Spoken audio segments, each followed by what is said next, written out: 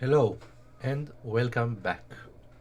So, welcome to our explanation of matrix manipulation in Python.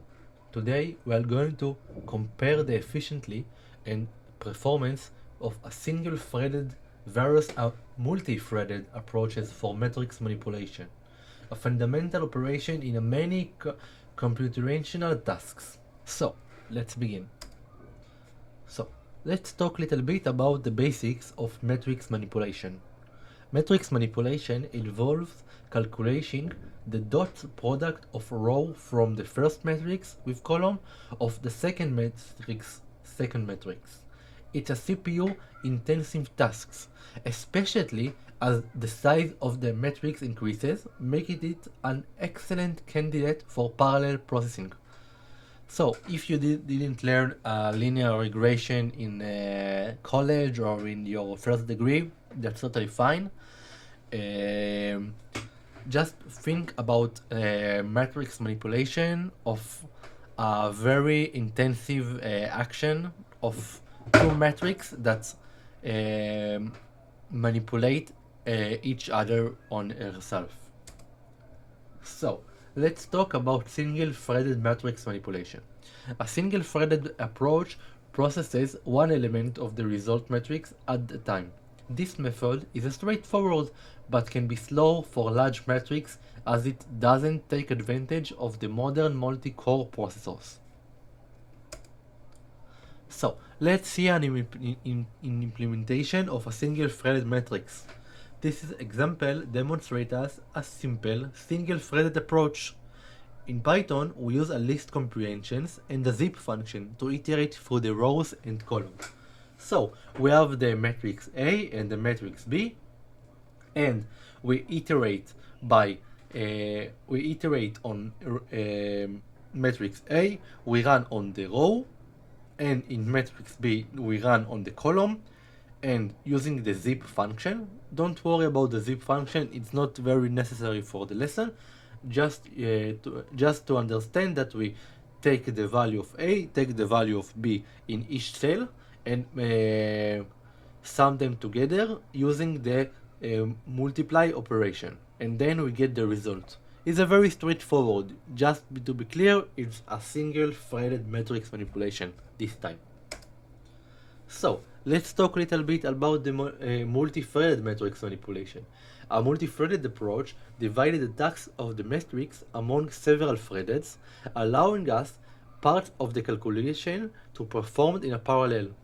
So, you can think that this way you can calculate each row in a different thread and take the result together. But if you have 200 different rows, you will not use 200 different processors because you don't have on your computer 200. So you can divide it to smaller different smaller categories and then calculate them together.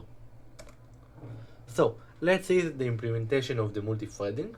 In this example, we divided the matrix manipulation task into smaller tasks, handled by individual threads.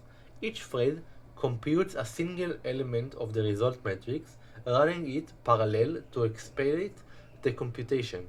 So, as you can see, we have the multi-matrix function that take A and take B and run on the number of the rows. For each rows, just like I said earlier, it creates a new thread.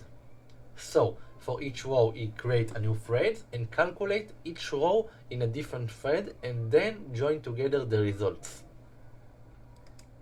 So, what are the best practices for multi-threaded computation? First of all, limit the number of threads to avoid overwhelming in the system. So, if you have million rows, you can open million threads. Your computer will up on fire. And consider thread creation and management overhead when deciding on a multi-threaded approach. So, think on your matrix size. Think on, if you don't know the size of the matrix, think on a way to calculate the exactly number of threads that should be the best suit for this action. And in addition, use profiling tools to measure the performance, like logging or monitoring on your system. So if you are on Windows, open your task scheduler and check the size of. I will show you an example. I open my task scheduler on my computer, and let's open the performance and look on the memory and the CPU on your computer when you run your code. If you are using multi-threaded, so check your memory. If you run processors, check your CPU. That's all. So, I will see you at the next lecture. We will dive into some code in matrix manipulation. I'll see you there. Bye bye.